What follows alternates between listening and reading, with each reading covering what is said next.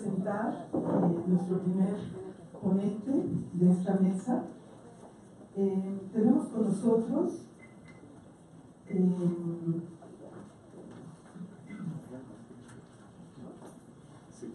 al doctor Manuel Martínez Justo, que tiene licenciatura en Geografía e Historia en la Universidad de Santiago Compostela, España. Tiene una maestría en Comercio y Finanzas Internacionales en la Universidad de Barcelona, España, y es doctor en Ciencias Políticas en el posgrado de la UNAM, en donde obtuvo mención honorífica. El doctor Manuel Martínez tiene una larga trayectoria, ha presentado gran cantidad de ponencias, conferencias en universidades nacionales e internacionales, tiene publicados 7 libros como autor, coautor, y es coordinador también de varias obras locales importantes e internacionales.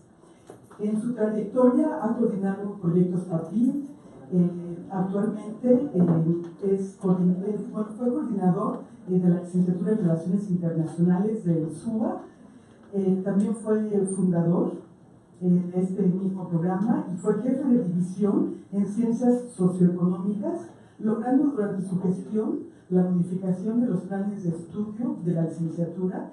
Hizo modificaciones importantes en este posgrado. En marzo de este año fue distinguido por la Junta de Gobierno de la UNAM como director de la Facultad de Estudios Superiores de Acatlán para el periodo 2017-2021.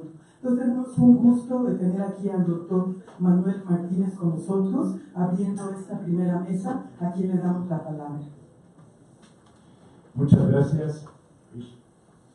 Ante todo, quisiera primero agradecer a CISAN y a su directora, Graciela Martínez Arzalce, por la invitación a este coloquio sobre la internacionalización de los gobiernos locales, y además me da mucho gusto que sea para hablar de este tema de los gobiernos locales y su internacionalización en un contexto complejo, desde luego, pero donde yo considero que es sumamente útil que nos replanteemos ahora este tema, porque nos abre nuevas perspectivas, no solamente para la investigación, sino también para la operación de la política exterior. Creo que es muy importante. Si pasan la siguiente... desde aquí, yo la puedo controlar. Perdón. Muy bien. Me parece excelente. Por más que uno trabaje en ciertos temas de investigación, sigue siendo uno un analfabeta funcional en ciertos temas, ¿verdad? Se nota eso. Bueno,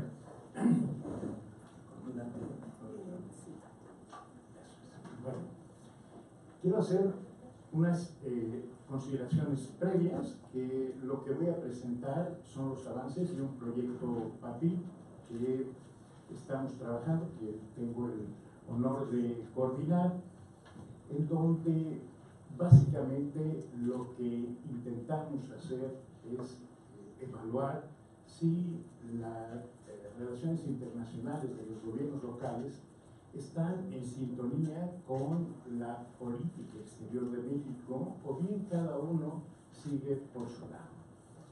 Y al mismo tiempo tratar de ver si los intereses de los gobiernos locales están teniendo también algún tipo de impacto en la política exterior de México, en este caso con Estados Unidos. Por lo tanto, son apenas una serie de avances preliminares de esta investigación.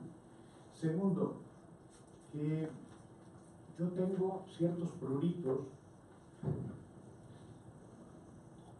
en relación con el nombre de cada diplomacia. En consecuencia, prefiero llamarle acción internacional o acción exterior. La razón es muy simple: la paradiplomacia ha sido utilizado por aquellas regiones que tienen ciertos intereses de carácter nacionalista. En el caso de México como en otros países latinoamericanos, esto no existe. ¿Por qué le denominamos entonces paradiplomacia? ¿Por qué le hemos denominado paradiplomacia durante bastante tiempo? Porque todos bebimos de los mismos autores. Michael Gilpin, todos tomamos ahí una parte de él, también de Stefan Pacan, y evidentemente, bueno, Quebec es distinto, el caso de Quebec, al de los gobiernos locales mexicanos, el caso de Escocia, de Cataluña, de Euskadi, etcétera, son casos diferentes. Ahí sí podemos hablar de paradiplomacia.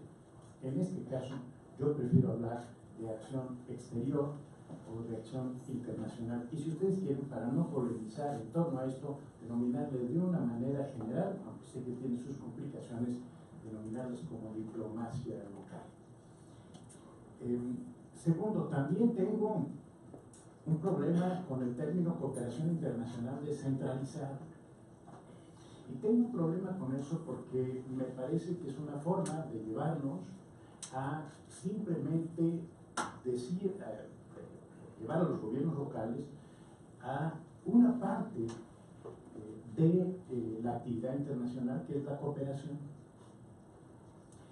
Sin embargo, los gobiernos locales, y ahora que escuchaba a Stefan Paquin, lo confirmo cada vez más, hacen una actividad mucho mayor, no solamente de cooperación, sino que hacen, permítanme decirlo así, verdadera política internacional.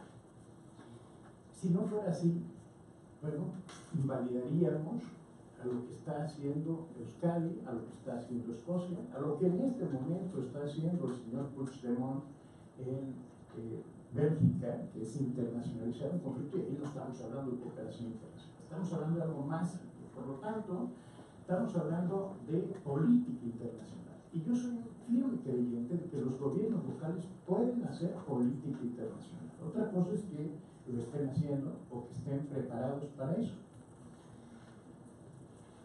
Y finalmente, yo diría también como una consideración previa que el interés nacional, que finalmente cuando hablamos de la política exterior hablamos de la defensa, del fortalecimiento, de la promoción del interés nacional, y son cada vez más, el interés nacional es cada vez más una sumatoria de los intereses locales, y más en la etapa de la globalización.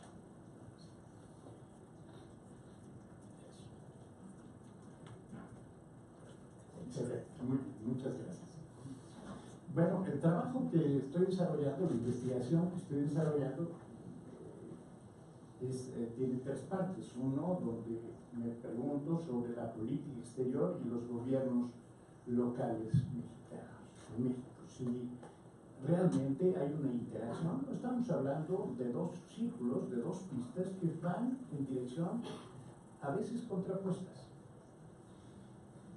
En ocasiones evidentemente coinciden, se adaptan, pero en otras muchas parece que nuestra política exterior y las relaciones internacionales de los gobiernos locales siguen caminos distintos, desafortunadamente.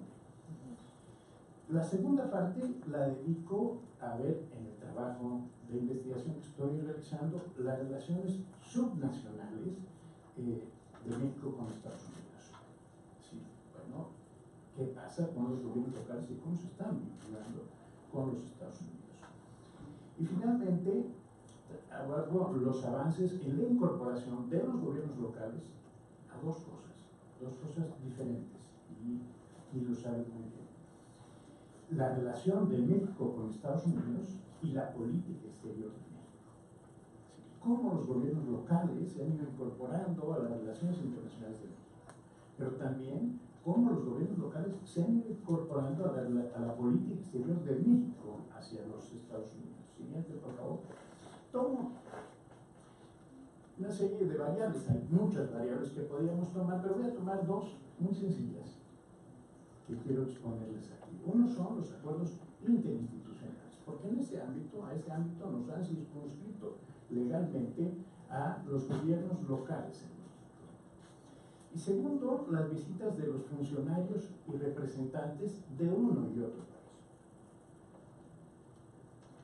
Si ustedes se fijan ahí en la presentación, Pongo con letra mucho más chiquita las oficinas de representación que se han abierto en el exterior y los proyectos conjuntos que se hacen entre gobiernos locales. ¿Y por qué los pongo así? Porque no los voy a considerar en este momento para analizar esta parte de los gobiernos locales y las relaciones internacionales y la política exterior de México hacia Estados Unidos. Y parto de dos preguntas. ¿Qué motiva las vinculaciones de los gobiernos locales mexicoamericanos? En concreto, voy a centrarme desde la misión mexicana. ¿Y cuáles son las razones de este? ¿Por qué? ¿Qué motiva y por qué llevan a cabo este tipo de relaciones? Y en segundo lugar, la segunda pregunta es, ¿sirven estas vinculaciones de los gobiernos locales, pueden servir para la defensa de nuestros intereses en el exterior? ¿O es simplemente una relación de buenos amigos, de hermandad, que no tiene mayor interés? Siguiente, por favor. Cuando nosotros analizamos, aquí tomo como base simplemente el registro de acuerdos interinstitucionales de la Cancillería mexicana. No voy más allá. Yo sé que tiene una limitación, que no todos los gobiernos locales registran sus acuerdos interinstitucionales, ¿no? Pero bueno, es una buena base cuantitativa para ver de qué estamos hablando en los acuerdos interinstitucionales.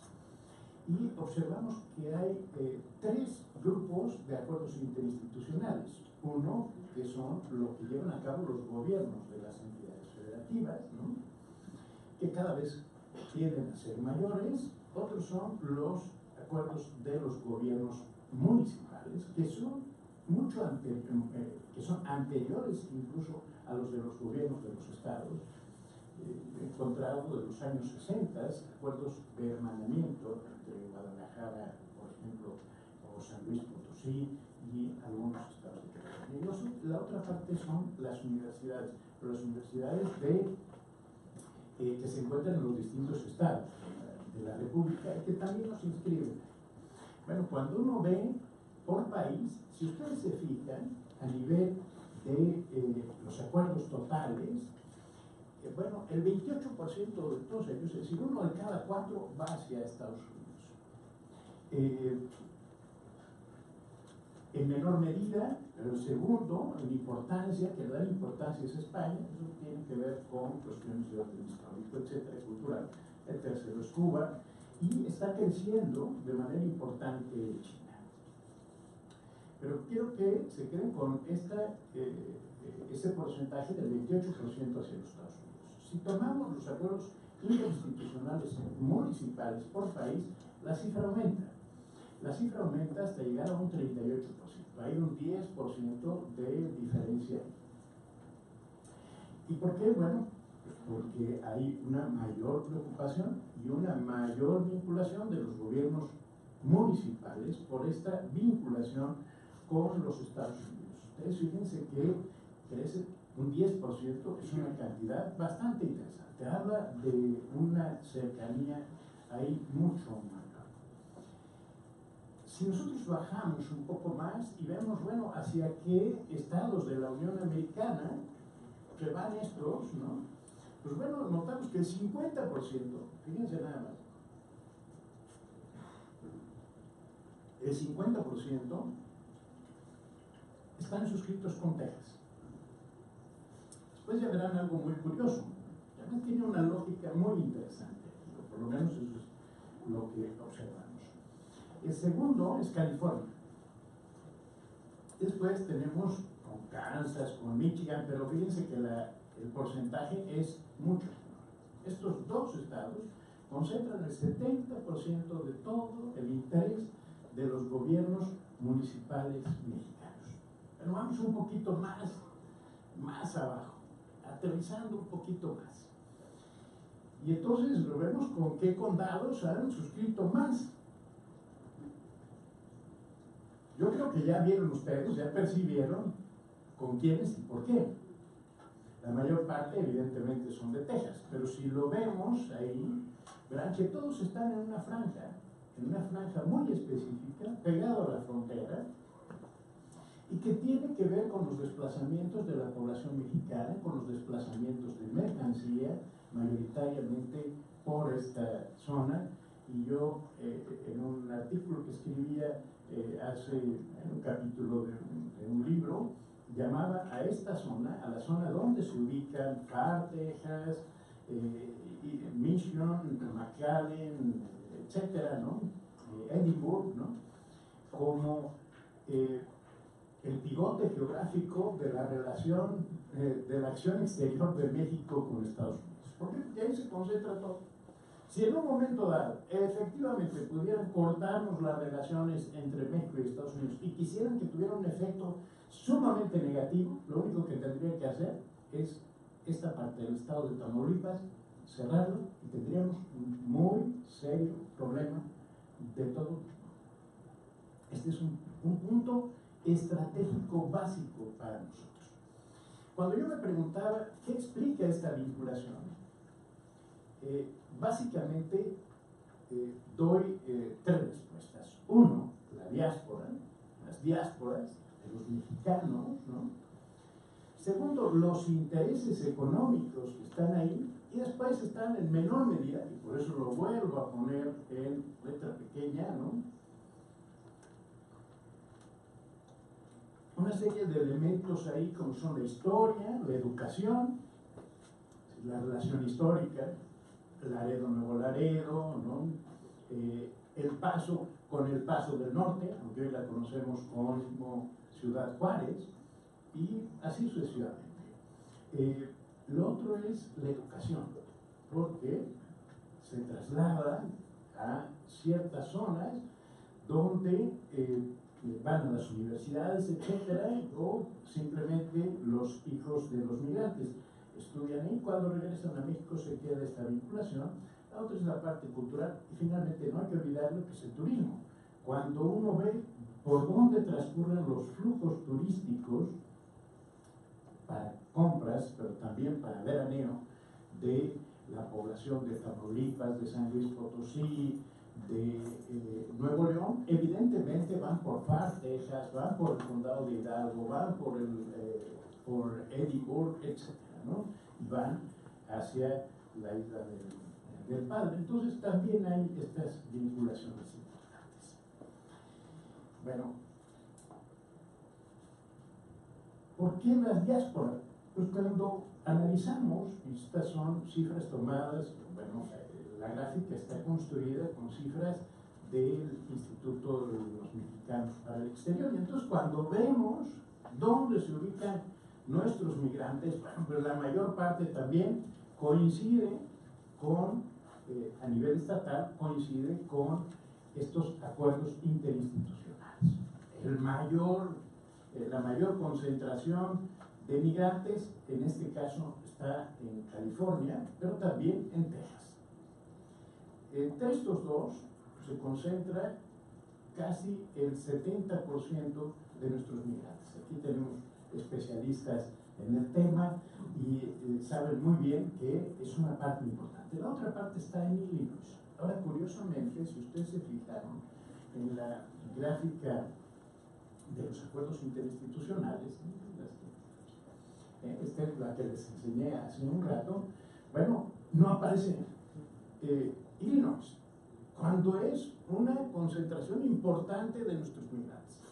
¿Por qué? Bueno, ahí habría que investigar un poco más. Existe una relación muy importante, pero no se ha traducido en acuerdos interinstitucionales. No les puedo dar una explicación todavía en relación a esto. Es algo simplemente que me llama la atención, pero no tienen por qué coincidir exactamente, porque les decía que la respuesta no está solamente en la diáspora, está también, recordémoslo, en los intereses económicos, ¿no?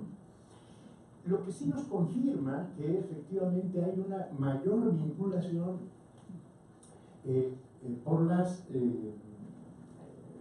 diáspora, es cuando vamos y tomamos los acuerdos interinstitucionales, pero que han firmado los municipios rurales, no las grandes ciudades, no la ciudad de Puebla, no la ciudad de México, no la ciudad de Guadalajara o incluso Zapopan, sino los distintos municipios. Y curiosamente, y usted, embajadora, podría decirnos muchas más cosas en relación a esto, pero el mayor número de acuerdos interinstitucionales firmados por municipios rurales es Michoacán, lo tiene Michoacán, pero también porque tiene una actividad internacional muy importante. Y bueno, después hay otra parte coyuntural que no voy a meter aquí a explicar, que genera que también en Michoacán sea los municipios rurales una zona donde haya una vinculación internacional importante. El segundo es Jalisco. Jalisco, bueno, lo que ha habido ha sido en varios periodos de los gobernadores un interés por la internacionalización de Jalisco y llevaron ahí también a los municipios rurales, independientemente de que lo hicieran de manera voluntaria o no. Ellos fueron ahí porque la política estatal los llevó a fomentar estas vinculaciones con el exterior.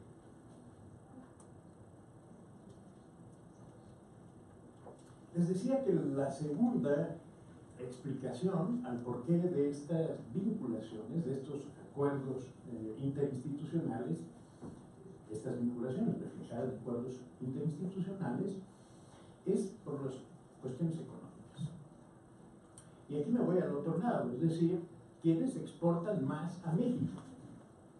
Y aquí está la lista de los 10 estados de la Unión Americana que más exportan a México. Y desde luego ahí está Texas otra vez, en primer lugar, que es el estado que más vinculación tiene con México.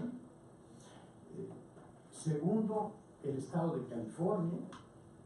Entre los dos, pues constituye el mayor número de exportaciones de las entidades de los estados de la Unión Americana hacia México. Luego viene Michigan, Illinois, ¿no? Y aquí aparece Illinois de una manera importante, Arizona también. Es decir, bueno, parte de ellos están en la frontera con México, pero también es una zona donde hay una gran cantidad de migrantes mexicanos.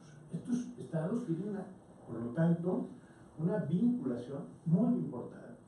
Para nosotros son trascendentales las vinculaciones con ellos, pero también para ellos. Podemos encontrar ahí una gran recepción para nuestras propuestas, para el diálogo con ellos. Aquí está graficado y podemos ver exactamente lo mismo. Es decir, hay de manera reiterada esta parte, ¿no? Vean Texas como sobre la mayor parte de las exportaciones, ¿no? Y bueno, ¿qué nos llama la atención?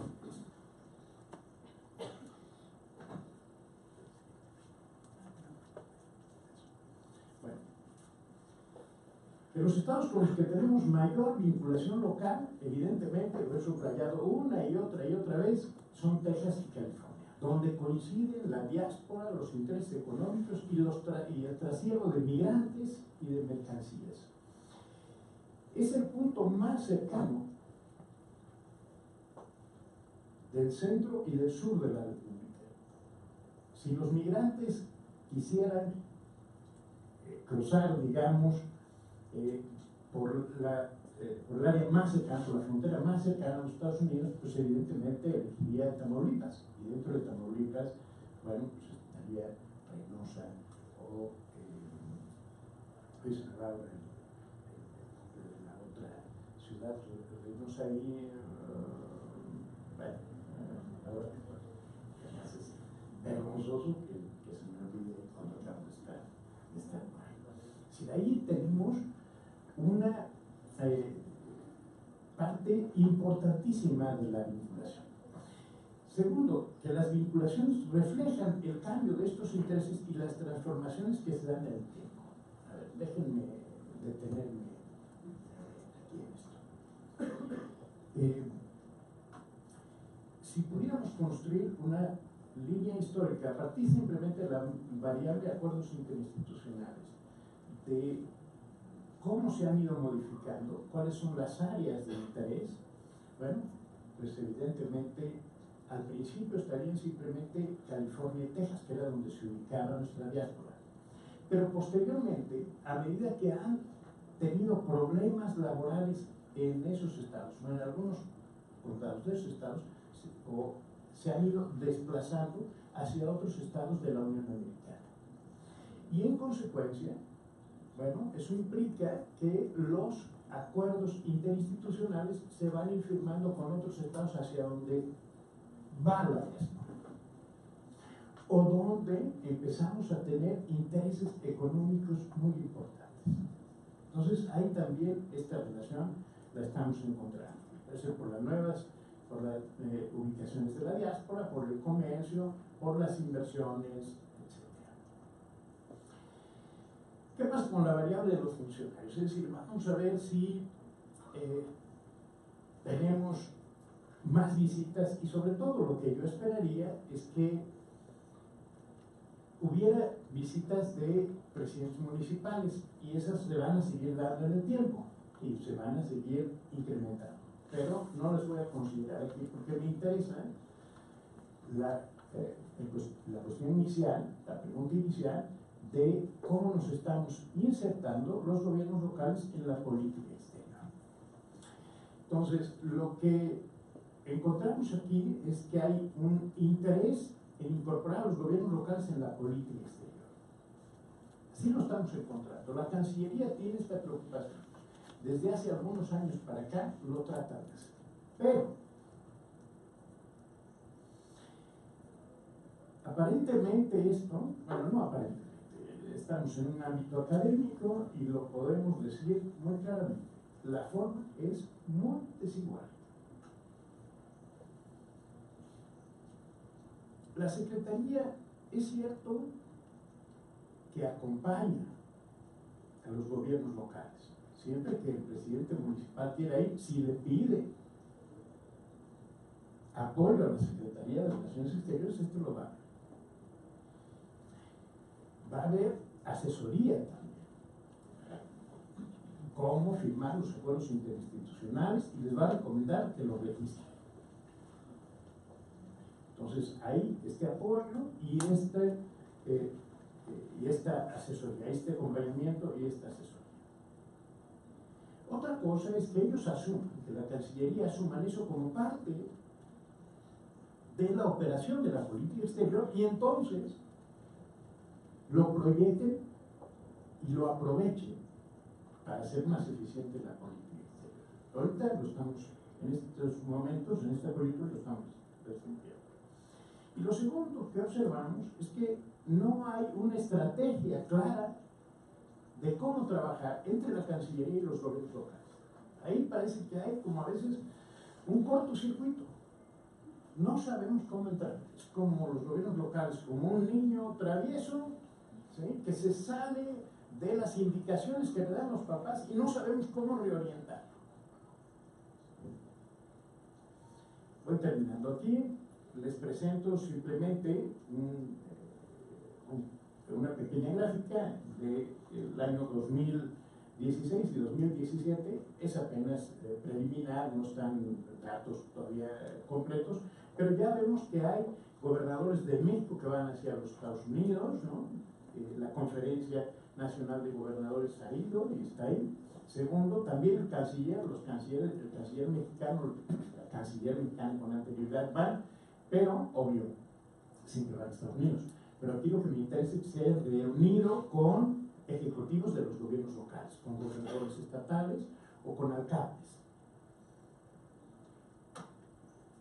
Y eso vemos que se ha incrementado. No mucho, pero se ha incrementado. Tercero, de gobernadores de Estados Unidos que nos visitan. Y es curioso, pero aquí, en este caso, se han incrementado las visitas de gobernadores a México.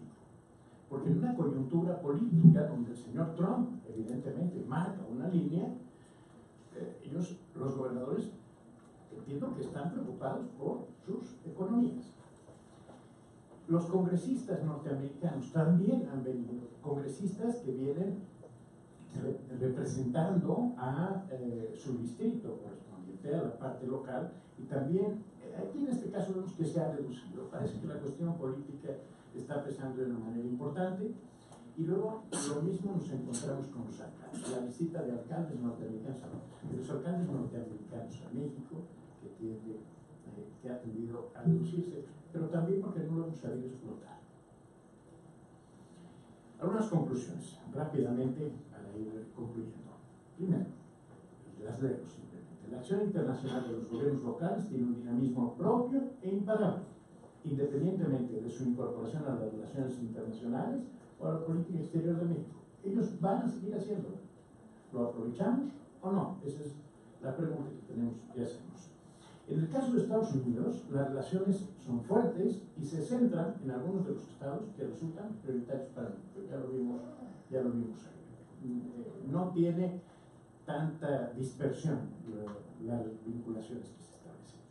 Lo que mueve las vinculaciones son la diáspora y los intereses económicos, aunque pueden irse incorporando otros como la educación, la cultura, el turismo, etc.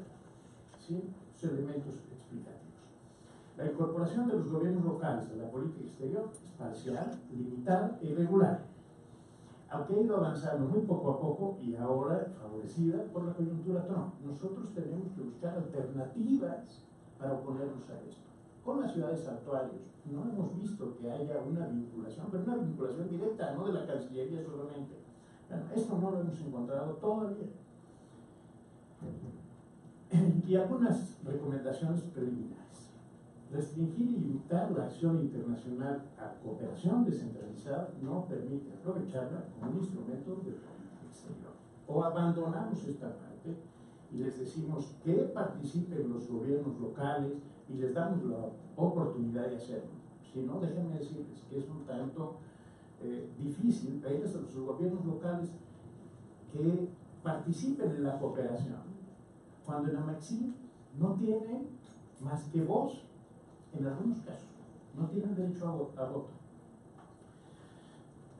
Los gobiernos locales deben ser analizados e incorporados a las relaciones internacionales y a la política exterior de forma programada para poder hacerla más eficiente.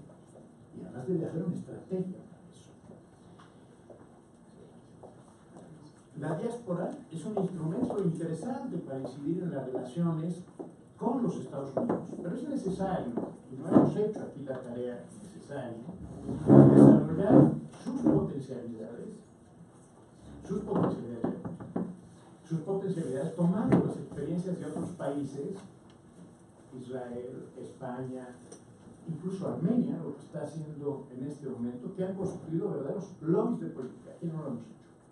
Las reuniones de y con la diáspora son buenas alternativas. Michoacán tiene una buena experiencia y hay que generar otra vez este sentimiento de identidad y de pertenencia y a partir de ahí trabajar. Los intereses y vínculos económicos constituyen otro elemento vital con que apoyar la política exterior. Y muchas gracias.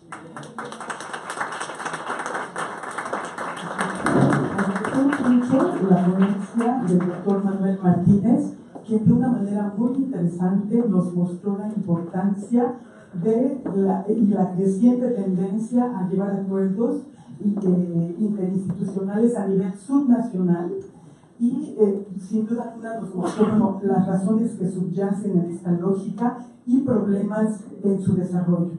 Este tipo de planteamientos, sin duda alguna, pueden ser una guía muy interesante para los funcionarios de Relaciones Exteriores. Creo que de una manera muy clara hace una radiografía de esta problemática.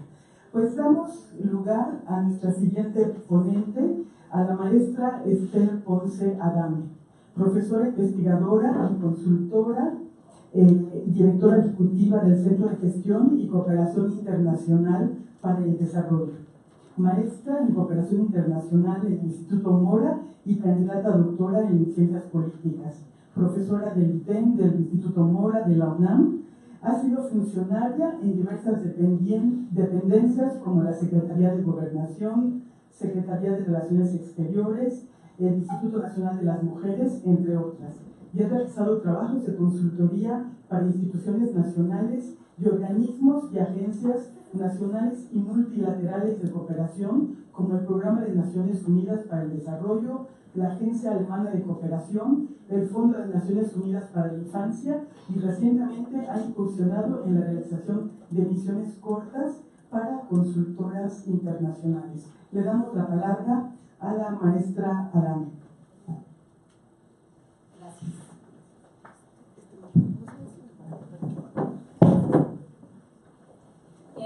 Bueno, buenos días. Muchísimas gracias por la invitación al CISAN. Muchísimas gracias a la embajadora y también al doctor Cepeda por esta invitación, ¿no? Mi presentación, hablando ayer con Roberto, yo había pensado en exponerla justo aprovechando que era en el CISAN y justo aprovechando la coyuntura actual de la discusión sobre la renegociación del Telecán. En ese sentido, la titulé Los poderes locales en México en el marco de la renegociación o no del Telecán, pero lo que hice después de una conversación que tuve con Roberto ayer fue incorporar previamente a las láminas que traía unas láminas sobre cooperación descentralizada para contextualizar también en el marco de la cooperación descentralizada y la cooperación transfronteriza. Entonces, si vemos que los tiempos un poco se van, porque voy a hacer, obviamente, esta contextualización no importa, lo podemos también ver al final de la presentación, ya en la parte de preguntas. Entonces, bueno, si podemos avanzar. Yo lo avanzo. El análisis sistémico, voy a partir un poco del análisis sistémico para hablar de la cooperación. Creo que no se copiaron las anteriores. Bueno, voy entonces a abordar desde el nivel macro del sistema y voy a hacer un análisis o observación sobre la coyuntura actual. Entonces, las consideraciones previas que tenemos que tomar, y es aquí donde voy a incorporar el tema de cooperación descentralizada y transfronteriza, es que las ciudades toman un papel relevante en los procesos y los diversos enfoques de desarrollo, eso no lo podemos negar, para atender retos y problemas como la inclusión social, las violencias, el cambio climático, el terrorismo, el narcotráfico, la migración, los refugiados, etc. En este sentido, podríamos decir que hay una participación de la ciudadanía cosmopolita, así le he nombrado, y de gobiernos locales en el escenario internacional como actores dinámicos y de pleno derecho. Su centralidad en las génesis globales, digamos, las agendas globales, en su construcción, en su diseño, en su implementación, en su observación. No solo son espacios, no solamente como espacios de acción, sino también como agentes indispensables y centrales en los diversos espacios de decisión. Y esto creo que es importante porque cuando yo empecé a estudiar estos temas, más o menos hace 20 años, cuando hablaba uno de gobiernos locales y hablando a nivel municipal, pero también hablando de entidades federativas o de gobiernos estatales o provinciales o regionales, en realidad hablar de ellos desde la perspectiva de la política exterior y desde el estudio de las relaciones internacionales era realmente muy atrevido, ¿no? Teníamos momentos donde la política exterior era pensada y planeada de manera estatocentrista y entonces donde realmente las relaciones intergubernamentales que sí se dan en el marco de otras políticas, en el marco de la política exterior, pues eran realmente impensables. Afortunadamente, 20 años después, esta realidad ha cambiado. Tal es así que no nada más en escenarios como este, como en la universidad y en otras instituciones académicas, sino en escenarios como la propia Secretaría de Relaciones Exteriores y otras instancias del ámbito federal, estos temas se colocan, ¿no? Y se ponen en la agenda. Y entonces eso nos muestra el gran avance que ha habido al respecto.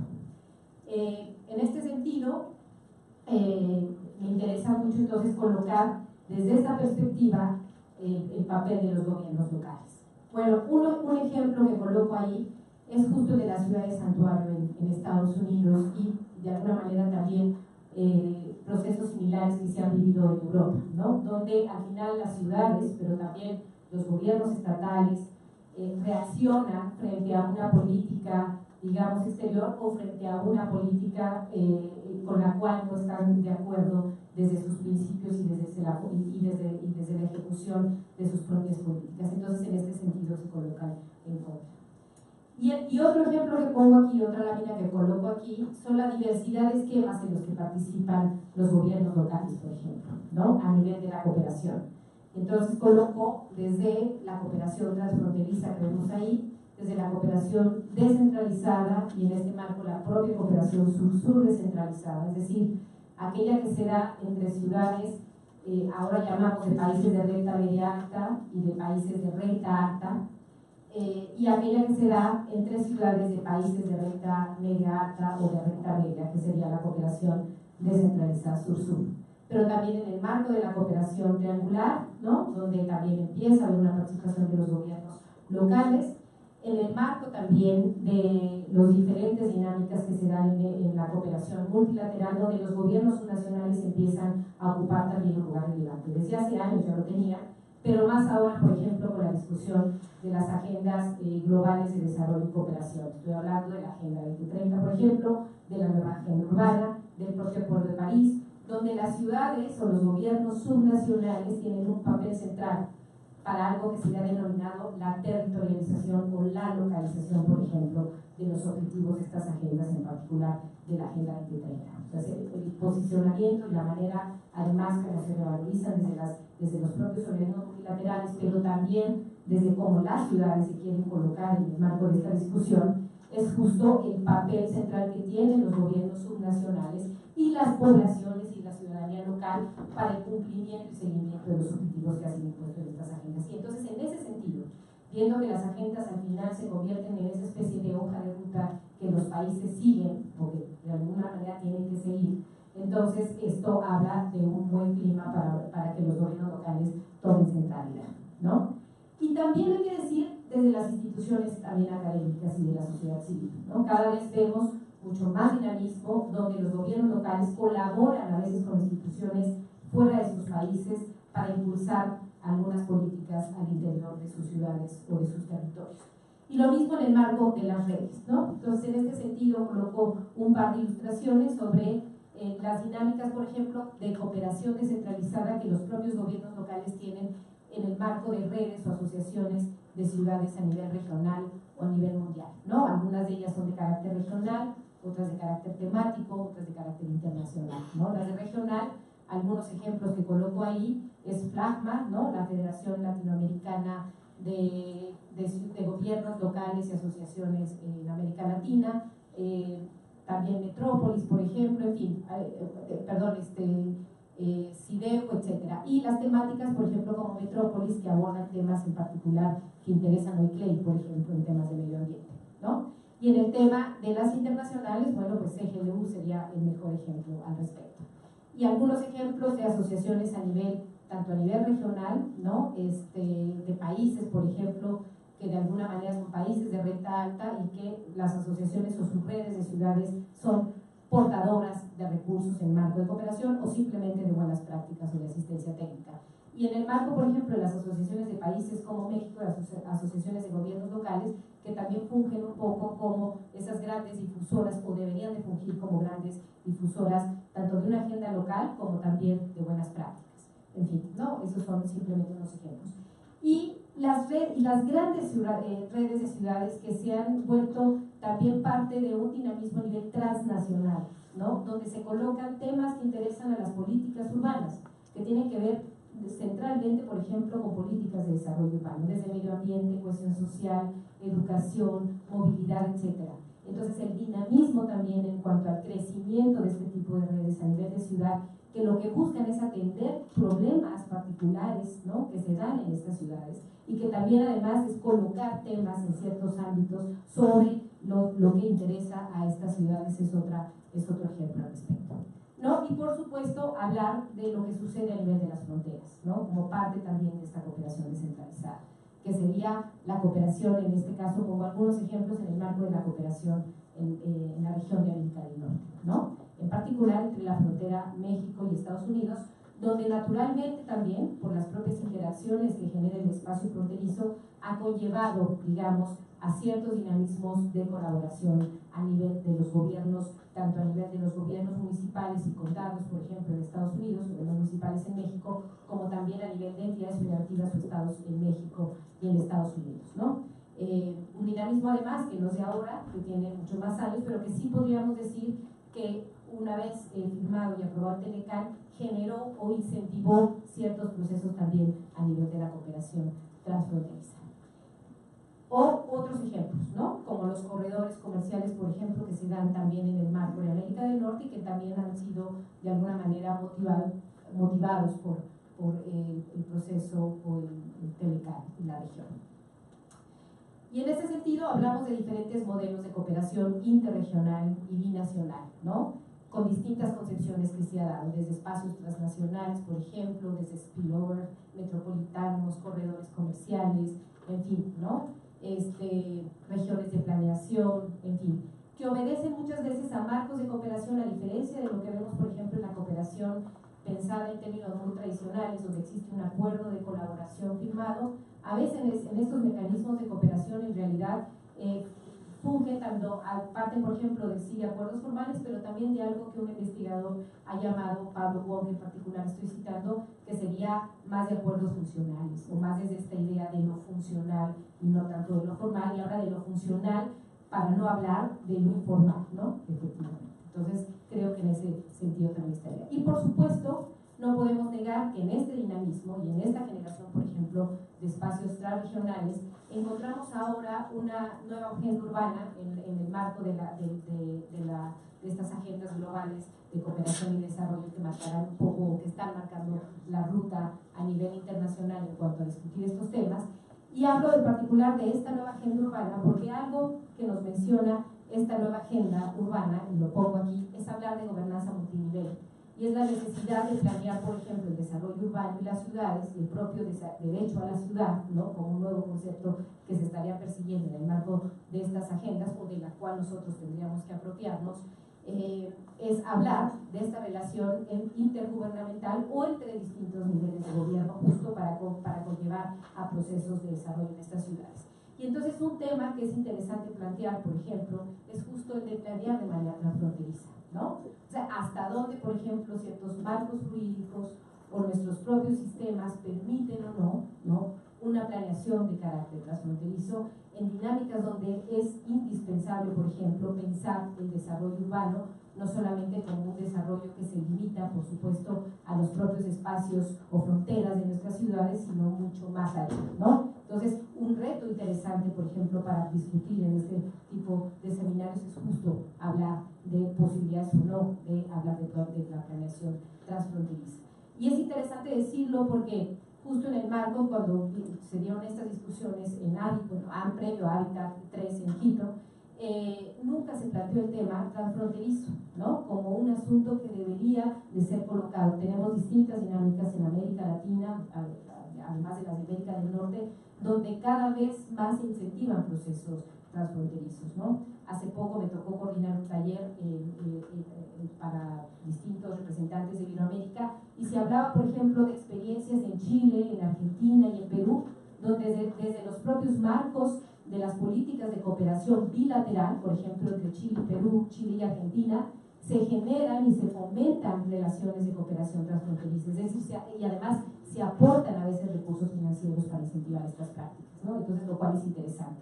O el plan Trifinio y toda la zona, por ejemplo, de la frontera entre Honduras, El Salvador y Guatemala. Bueno, no sé cómo ando de tiempo, 5 minutos. Y en ese sentido, entonces creo que es importante colocar este tema y hablar entonces también de la cooperación transfronteriza como parte de estas grandes dinámicas. Una, de cooperación descentralizada, pero yendo mucho más en el marco de la propia acción exterior de los gobiernos locales, ¿no? O de la acción internacional, como se le ha denominado en los años para acá a esta actividad de carácter internacional que realizan los gobiernos. Y yo más atrevidamente siempre hablo no de acción internacional solamente, sino de política internacional. Es decir, pensando estas estrategias de acción internacional dentro del marco de una política y dentro del marco de una política pública de acción internacional de la ciudad. Y por eso le coloco el objetivo de política internacional. Y en el marco de esta política internacional, uno de sus componentes, o uno de sus instrumentos también, o de sus líneas estratégicas, es la cooperación descentralizada, la cooperación transfronteriza y las distintas maneras de colaboración que tienen los gobiernos locales con otros actores en el escenario, en el sistema internacional, ¿no? Y también esas dinámicas que llevan a cabo a nivel transnacional, ¿no? Desde el marco transnacional. Y aquí ya para ir cerrando, uno de los puntos sobre los que yo me quería centrar y que replanteé un poco la exposición de hoy era la necesidad, por ejemplo, de empezar a ver el Telecán y a discutir el Telecán desde los impactos, por ejemplo, y desde una valoración tanto positiva como negativa en cuanto a los impactos que ha tenido a nivel de desarrollo desde las regiones del país. Creo que en el marco de las discusiones del Tratado de Libre Comercio, eso es un tema que no está del todo visible, o por lo menos no se conoce de manera tan evidente. Los gobiernos estatales, las entidades federativas, por su parte, han hecho algunas reuniones con distintos actores para discutir, por ejemplo, y para empezar a reflexionar sobre el tema Telecán y sobre toda esta y sobre ciertos posicionamientos en cuanto a la renegociación. Pero lo cierto es que tenemos que empezar a ver cuáles han sido sus efectos a nivel de desarrollo regional, ¿no? Frente a las grandes heterogeneidades que en este sentido tenemos en el país. Y entonces, hace tiempo, nosotros hace un par de meses, no tiene mucho, hace 2 o 3 meses, publicamos un artículo, un paper, justo donde hacemos una revisión de 1999 a 2016, cómo ha sido la inversión extranjera directa a nivel de los distintos países, de los distintos estados de México, y lo regionalizamos, ¿no? Hicimos región norte, región península, región centro, región occidente y demás. Un poco viendo cómo ha sido la inversión extranjera directa en general, pero cómo se ha comportado la inversión, sobre todo proveniente de Estados Unidos. Y en ese sentido, no me voy a detener porque ya estamos terminando el tiempo, pero hay que señalar que una región, que es evidente, pero que está comprobado en cifras, que es la región sur, es obviamente la que ha recibido menos inversión extranjera en general, extranjera directa en general, pero en particular también procedente tanto de Estados Unidos como de Canadá, ¿no? Y en este sentido, las dinámicas también que han conllevado a mucho mayores diferencias a nivel del desarrollo territorial, por ejemplo, si comparamos del 99 a 2016, una región como la del sur o una región como la del Bajío, que es el caso contrario, ¿no? O las propias regiones del norte del país. Bueno, estos son algunas estimaciones sobre ese estudio. Ahí voy a terminar para no rebasar el tiempo. Muchísimas gracias.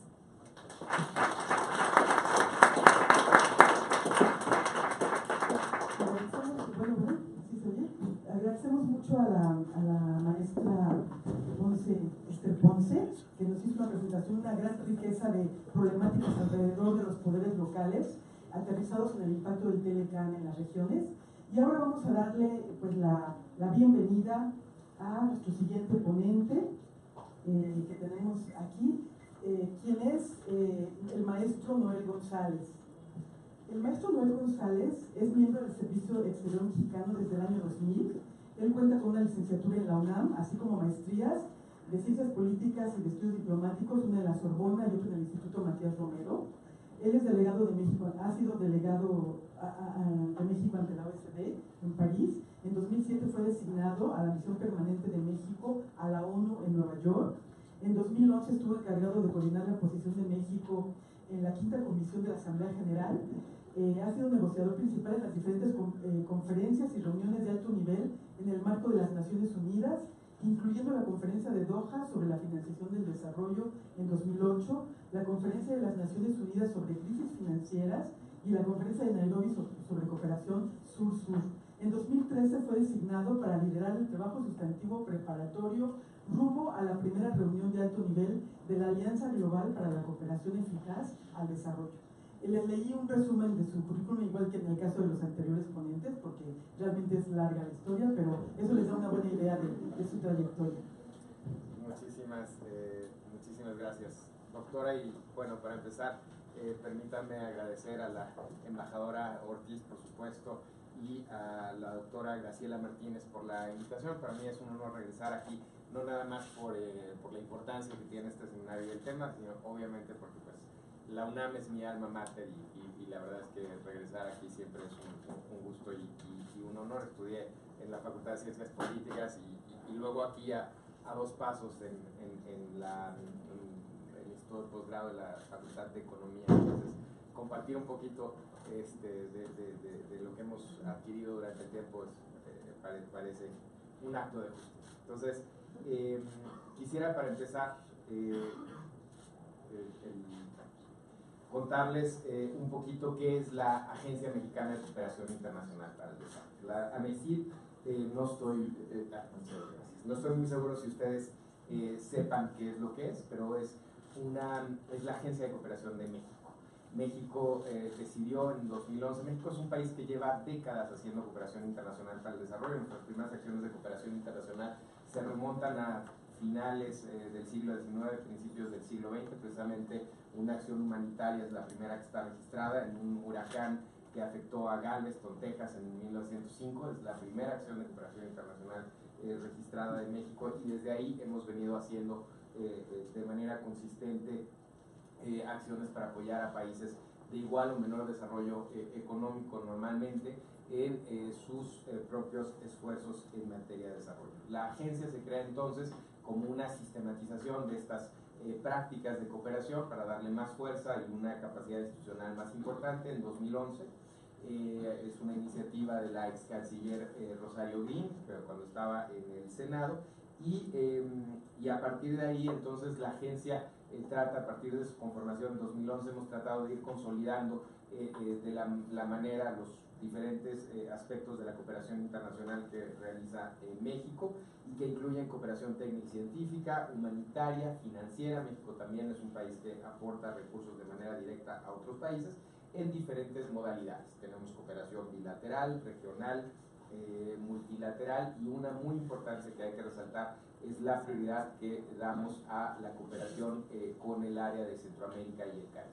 Esa es nuestra área de cooperación prioritaria, y lo hacemos a través del proyecto Mesoamérica. Ustedes recordarán, antes se llamaba Plan Puebla-Panamá, y ahora es una iniciativa regional muy dinámica y muy viva que México lidera de manera muy clara.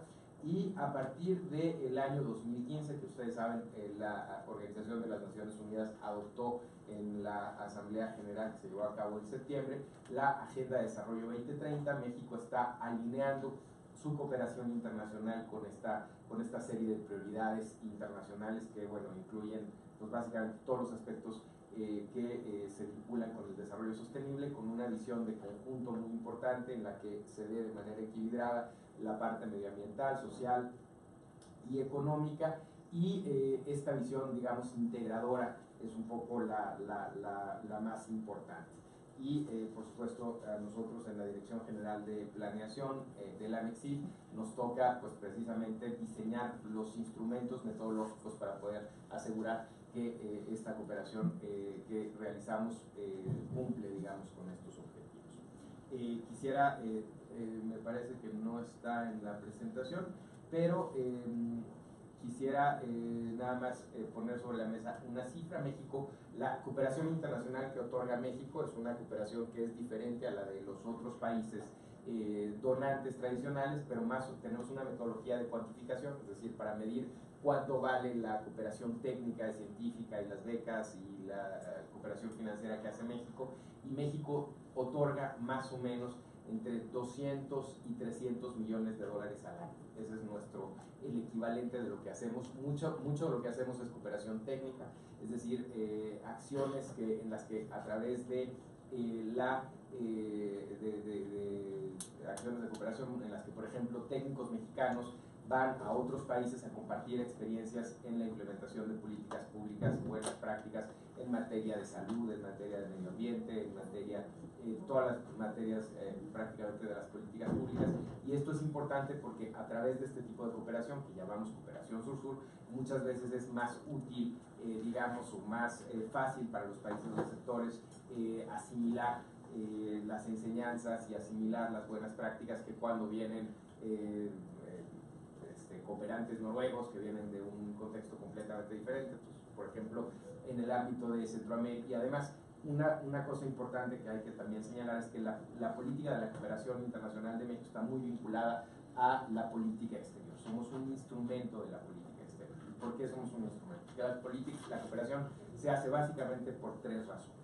Primero, porque terminar con la pobreza, combatir las enfermedades y hacer que la mayor cantidad de gente posible alcance un nivel de desarrollo adecuado es un fin en sí mismo. Digamos, es una acción en la que nosotros, como un país, digamos, que tiene inscrita la cooperación internacional dentro de los principios de política exterior que reconoce la Constitución, y un país signatario de prácticamente todos los tratados internacionales en materia de desarrollo sostenible, pues es algo en lo que creemos.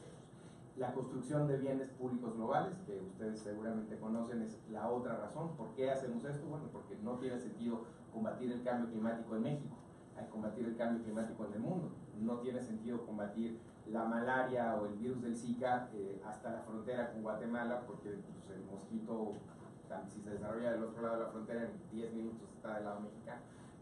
No tiene sentido tener una política de control de residuos medioambientales si no se hace también de manera regional. Crimen transnacional organizado, obviamente la migración, son todos aspectos muy importantes. Y como ha sido muy bien expuesto por los ponentes anteriores, ya la política exterior también es una comisión que tenemos, no es una cuestión de los estados. Ya ese paradigma de las relaciones internacionales cambió hace tiempo, y para poder ser efectivos, eficientes, eficaces en la implementación de nuestras políticas, tenemos que contar no nada más con los gobiernos locales, sino con todos los actores que tienen una vinculación o tienen un impacto en el desarrollo. Gobiernos locales, sociedad civil, parlamentarios. El tema de los parlamentarios es muy importante en el tema de la asignación presupuestaria y en el seguimiento del gasto. Y bueno, por supuesto la academia, pero también otros actores que normalmente no nos acordamos muchos de ellos en México en este contexto. Por ejemplo, los sindicatos. Cuando se habla del sector privado y cuando se habla de cómo, por ejemplo, en el marco del libre comercio, cómo el sector privado tiene que estar en el cuarto de al lado, en muchos países, por ejemplo, me ha tocado estar ahora siguiendo un poco el tema de la negociación con la Unión Europea. Para la Unión Europea, si está el sector privado, tienen que estar los sindicatos. En un esquema tripartito, equilibrado, en el que haya alguien que también vea por los intereses de los trabajadores. Entonces, es en este contexto en el que la MEXID opera. Tenemos una serie de comités o de consejos técnicos para vincularnos con algunos de estos actores. Tenemos uno social con la sociedad civil, académico y científico con universidades, con la NUYES, con diferentes actores que nos ayudan a diseñar y a darle seguimiento a nuestra política de becas y de intercambios académicos. El tema de los gobiernos locales, para este contexto quisiera subrayarlo porque es muy importante la acción que tenemos precisamente con la Asociación de Gobernadores, con las asociaciones de municipios, para poder apoyarlos en la formación. Estamos en ciernes de preparar, por ejemplo, un curso dirigido a ellos que se va a impartir en la FES Acatlán, si entiendo bien, y esperamos que a partir de enero podamos nosotros ayudar a que los actores locales puedan precisamente tener mejores herramientas, digamos, para diseñar sus políticas públicas, que obviamente son en muchos casos las que más directamente inciden en la vida de la población. Y además la cooperación internacional, que obviamente pues, se inicia, digamos, con visitas, con hermanamientos, con actos políticos en la frontera y en otras regiones del país, pero que luego se convierte en acciones de cooperación concretas en diversos ámbitos que vamos a tratar de recordar también. Bueno, quisiera recordar, y esto le atañe mucho a nuestra colega, la doctora Esther Ponce, hicimos recientemente un estudio, un mapeo para ver cuáles son las acciones de cooperación internacional que realizan los gobiernos locales mexicanos y cuál es la incidencia. Hubo una serie de acciones metodológicas y pudimos identificar, no se ve muy bien ahí, pero el número son 153 proyectos, es decir, los proyectos son una serie de acciones, un conjunto de acciones que tienen un fin específico, digamos, en el mediano o largo plazo. Entonces, de estas acciones largas son 153 proyectos, 181 acciones puntuales y 730 instituciones involucradas. Esto quiere decir que hay un gran, no estamos hablando de un potencial, hay una gran cantidad de acciones, hay una gran cantidad de instituciones a nivel local que se involucran en los esquemas de cooperación internacionales. Rápidamente, bueno, pues los socios en estas acciones de cooperación son agencias nacionales y multilaterales. Estas agencias, por ejemplo, tenemos al Sistema de las Naciones Unidas presente en México, tenemos al Programa de las Naciones Unidas para el Desarrollo, al Fondo de las Naciones Unidas para la Población, ONU-SIDA, ONU Mujeres y un montón de agencias que hacen proyectos con los gobiernos subnacionales a nivel estatal e inclusive a nivel municipal. ¿Cómo se inician estos proyectos? En general son, no quisiera decir fortuitos, pero son fruto, por ejemplo, de visitas o de acciones, digamos, de exploración que llevan a cabo las agencias de Naciones Unidas, o cuando hay alguna visita al extranjero de alguna autoridad local. Normalmente es uno de los temas que se explora, es cómo llevar acciones de cooperación a sus diversos países. Ahora, esta cartera de cooperación nosotros esperamos que se va a vincular a la implementación de la Agenda de Desarrollo 2030 a nivel local. Estamos viendo que cada vez más estados federales están instalando comités nacionales para la implementación de la Agenda 2030. Eso es un tema que está muy vivo en la CONAGO, y es algo que está y eso entonces eso es algo que estamos muy vivos, es un tema que está muy vivo y que se está implementando también en coherencia con la estrategia nacional que lanzó el presidente de la República en abril del año pasado. ¿Y cuál es yo diría, cuál es la principal característica o la principal, digamos, virtud de esta nueva agenda, y por qué nos sirve como una articuladora de la acción de la cooperación internacional y un apoyo también en la planeación de las políticas de desarrollo locales? Pues es esta visión integral de desarrollo, esta visión en la que los tres aspectos van de la mano, pero también centrados en una perspectiva de derechos. O sea, no tiene sentido hacer una política pública si su destinatario no es la persona, el ciudadano, y si no estamos pensando en cómo vamos a permitirle cumplir o ejercer sus derechos, todos sus derechos. Entonces, algunos ejemplos de, bueno, aquí tenemos quiénes son los principales beneficiarios. Obviamente, pues las grandes ciudades son las que mayor capacidad tienen para hacer cooperación internacional. Entonces, la Ciudad de México, Jalisco, Chiapas. Chiapas, obviamente, pues hay un gran interés de muchos donantes por estar presentes en Chiapas, y en Oaxaca también. Y otros estados que también son muy activos son Yucatán. Tenemos, además de la recepción, que es el papel tradicional y obviamente pues el mayoritario de muchos de los actores subnacionales en materia de cooperación, también tenemos algunas ciudades, Nuevo León, algunos estados, Nuevo León y Puebla, que también hacen cooperación hacia afuera y que también intercambian buenas prácticas, digamos, que diseñan y que implementan a nivel estatal hacia afuera. Eso nos habla mucho del potencial que tiene México y sus estados también en materia, digamos, de compartir buenas prácticas.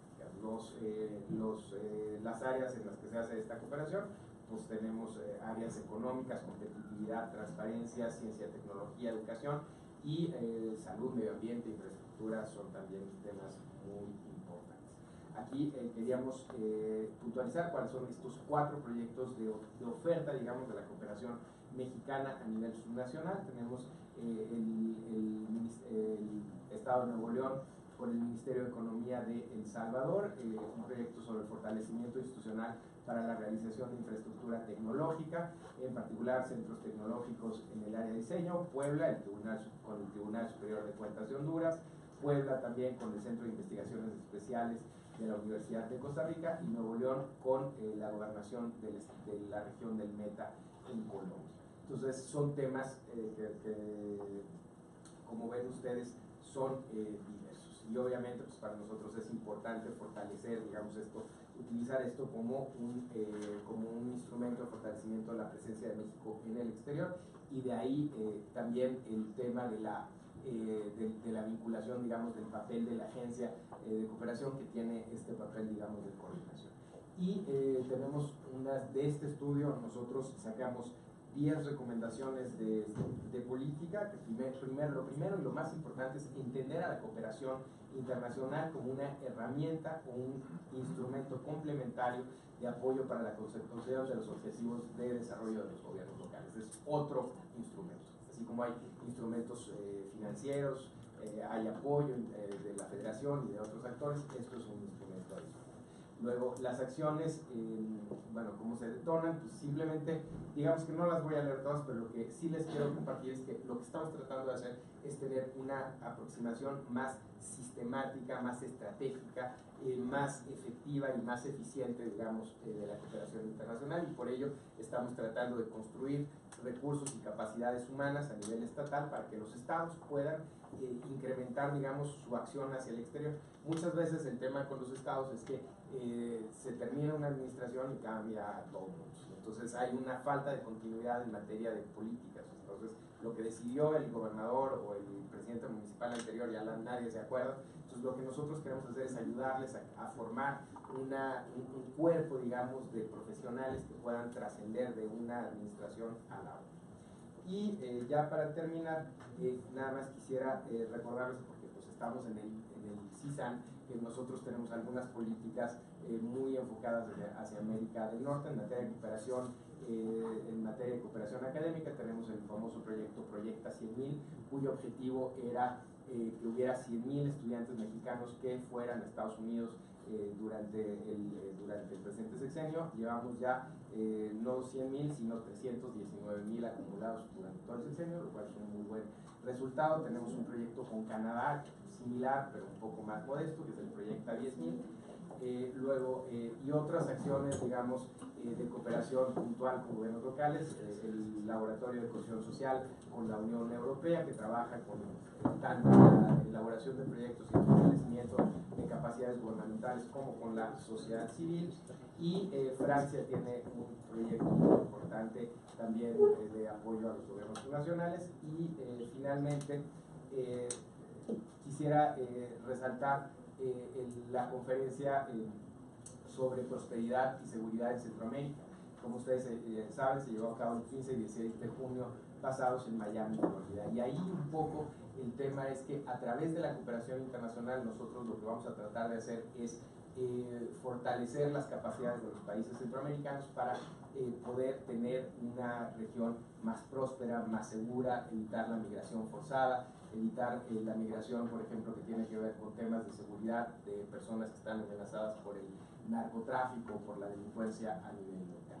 Entonces, les puedo, por supuesto, compartir la presentación si es de su interés, y pues con esto quisiera concluir.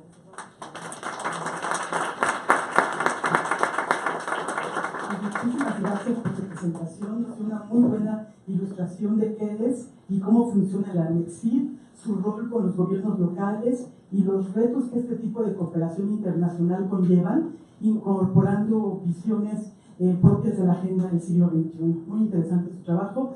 Y ahora vamos a darle pues, la presentación al doctor Roberto Cepeda, investigador del CISAN. Él es doctor en Relaciones Internacionales por la UNAM, tiene un doctorado también en Ciencias Políticas por la Universidad de Sheffield y una maestría en Estudios de América del Norte. Actualmente se desempeña como investigador de tiempo completo del CISAN, ha publicado y editado libros en México, en Estados Unidos y en Reino Unido, así como artículos en revistas académicas nacionales e internacionales. Ha sido profesor asociado de varias universidades en México y en el extranjero, ha realizado estancias de investigación en el Instituto de Investigaciones Sociales de la UNAM, en la Laurentian University de Ontario y en la Universidad de Sheffield. Sus líneas de investigación se orientan hacia el estudio de las relaciones de gobiernos subnacionales en América del Norte desde un enfoque interdisciplinario, y él actualmente es SNI número 2.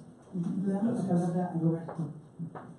Muchas gracias, Elisa. Yo quiero agradecer a la directora del CISAN, a Graciela Martínez Arce, por apoyarnos en este evento, y a la embajadora Marta Ortiz, y a todos los ponentes que han venido, Stefan Paquen de Quebec, y bueno, todos los ponentes que nos acompañan en esta ocasión. Y en la siguiente mesa es para mí pues un honor estar compartiendo la mesa con tan distinguidas expertos y personalidades. Voy a hablarles un poco, ya nos vamos a cambiar un poco al aspecto teórico de todos estos temas, y irnos al foco hacia Canadá y la relación con Estados Unidos. Esos son algunos de los temas que voy a tratar en mi presentación. y el foco está, en el centro está la paradiplomacia, un poco de las relaciones internacionales de los gobiernos subnacionales, el federalismo, la descentralización, la globalización y la gobernanza.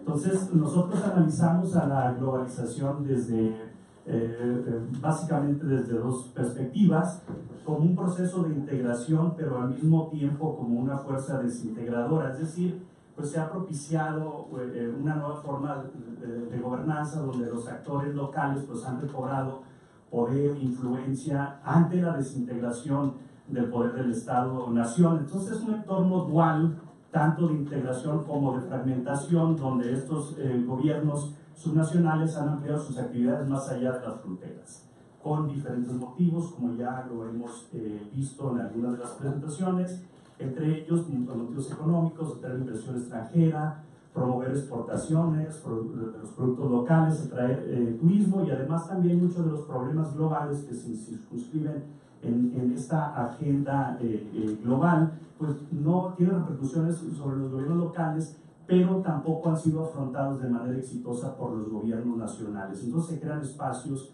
avenidas para que los gobiernos subnacionales formulen alternativas, y al mismo tiempo se han creado esquemas de cooperación a través de redes de carácter transnacional. Sin embargo, nosotros no pensamos que hay el fin del Estado-nación. Esto es muy importante. Ha perdido relevancia, poder, influencia, sin embargo sigue siendo un actor predominante en las relaciones internacionales. La globalización, más que llevar a la extinción del Estado-nación, ha transformado justamente al Estado y se han impulsado cambios económicos, políticos y sociales de gran trascendencia, un poco con lo que coinciden David Held y su grupo de investigadores. Entonces, vemos que la globalización no solo presiona hacia arriba, sino también hacia abajo, creando nuevas presiones para la autonomía local, dice Anthony Giddens en su libro de Globalización, y Daniel Bell dice que la nación se hace no solo demasiado pequeña para solucionar los grandes problemas, sino también demasiado grande para arreglar los pequeños.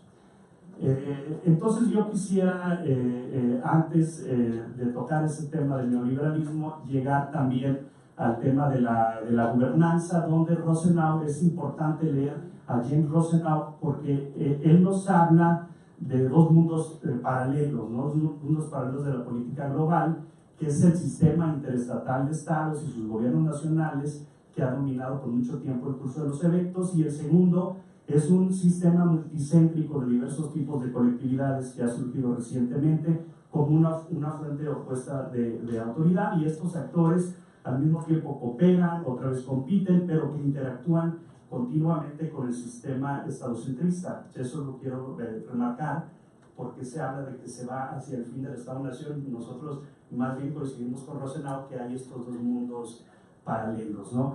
Por otra parte, otro punto muy importante es la globalización y el neoliberalismo, que explica en parte por qué los estados subnacionales han perseguido una agenda internacional. Hay que recordar que durante la década de los 80s y los 90s se promovieron políticas neoliberales, reducción de impuestos, de regulación, recortes en el sector público, y estas políticas dejaron las ciudades y regiones menos protegidas, ¿no?, de las decisiones económicas y políticas internacionales. Al mismo tiempo se redujeron los subsidios del gobierno central a los gobiernos nacionales, que antes eran más constantes y generosos. Estos estímulos tenían como fin compensar las ciudades y regiones para la implementación de políticas públicas nacionales. Entonces, ¿a qué nos lleva esto?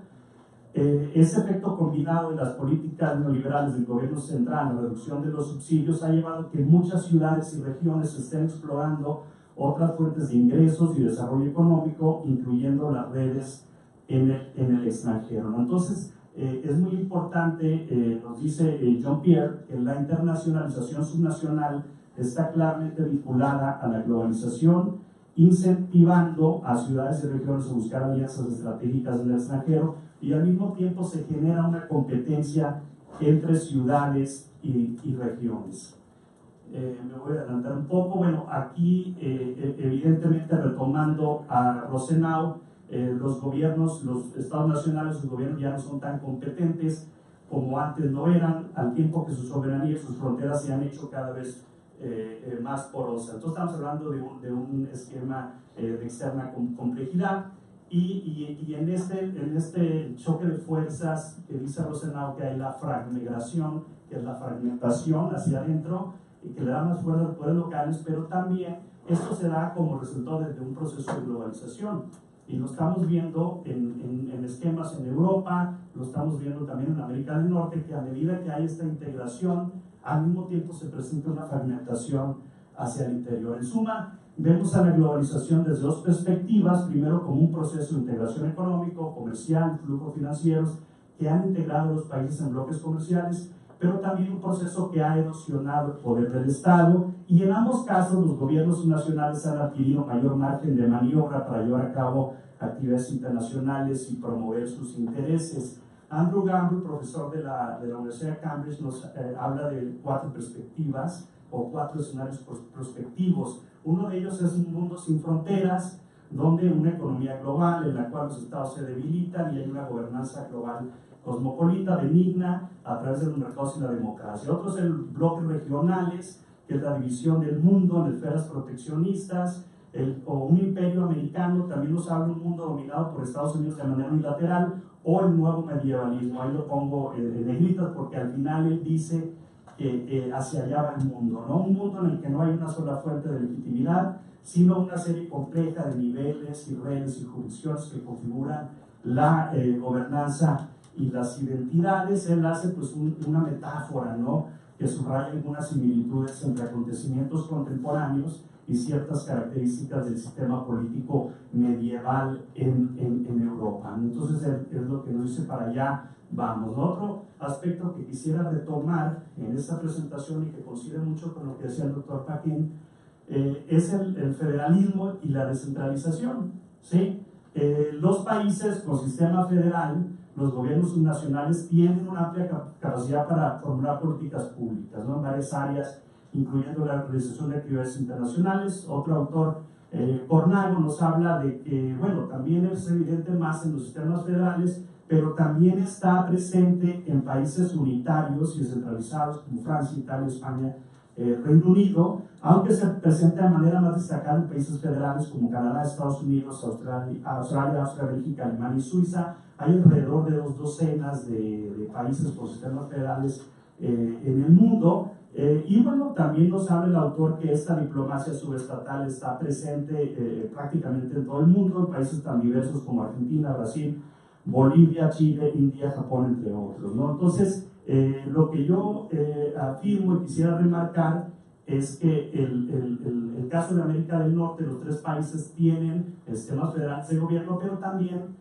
cada uno tiene distintos niveles de descentralización entre gobiernos centrales y no centrales, resultados de procesos históricos, ¿no? Y esto es muy importante remarcarlo, que Canadá tiene el sistema más descentralizado, con las 10 provincias que ejercen mayores atribuciones en la formulación de políticas públicas, comparado con los 50 estados de Estados Unidos y los 32 estados de México, ¿no? Entonces, en México pues, ha predominado una tendencia centralista, y Canadá, pues, algunos lo catalogan como el país más descentralizado del mundo. Entonces, este es un aspecto crucial donde las provincias en Canadá ejercen una amplia gama de capacidades constitucionales, y esto al mismo tiempo les permite tener un rol muy importante en las relaciones internacionales. No es una cuestión política y en cierta medida influenciada por la legislación, sino es una cuestión institucional. Entonces, por ejemplo, en Canadá las provincias administran los temas de salud, educación, prestaciones sociales, trabajo, entre otros rubros.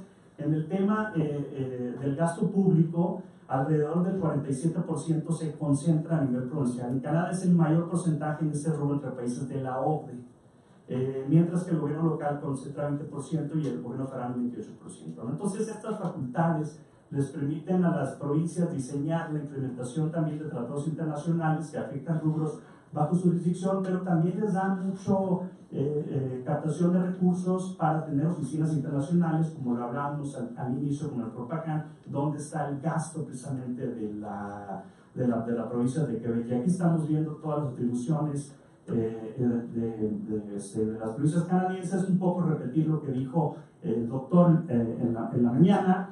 y esto es justamente lo que va a definir que en Canadá la inclusión de los tratados internacionales compete a las provincias. Ya la aplicación, ¿no? Que sería la segunda etapa, es decir, la implementación. Y muchas veces vemos casos donde justamente no se han aplicado muchos tratados que se negocian a nivel federal y las provincias consideran que les afecta, entonces no se han implementado, ¿no? Entonces, los gobiernos subnacionales pues han visto un aumento de su poder en un contexto de federalismo y de descentralización que han dado lugar a nuevas formas de gobernanza, ¿no? Entonces, el tema de la internacionalización de los gobiernos locales está muy vinculado con el régimen democrático, con sistemas federales de gobierno, con condiciones de centralización. Entonces, esto presenta un conjunto de factores que permiten el desarrollo de las actividades internacionales conocidas como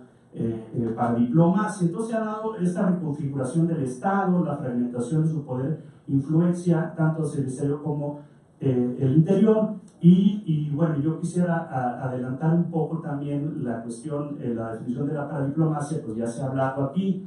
La participación o involucramiento de las regiones o de los estados nacionales en asuntos internacionales como las provincias de Canadá, los estados de Estados Unidos, comunidades autónomas de España, entre otros.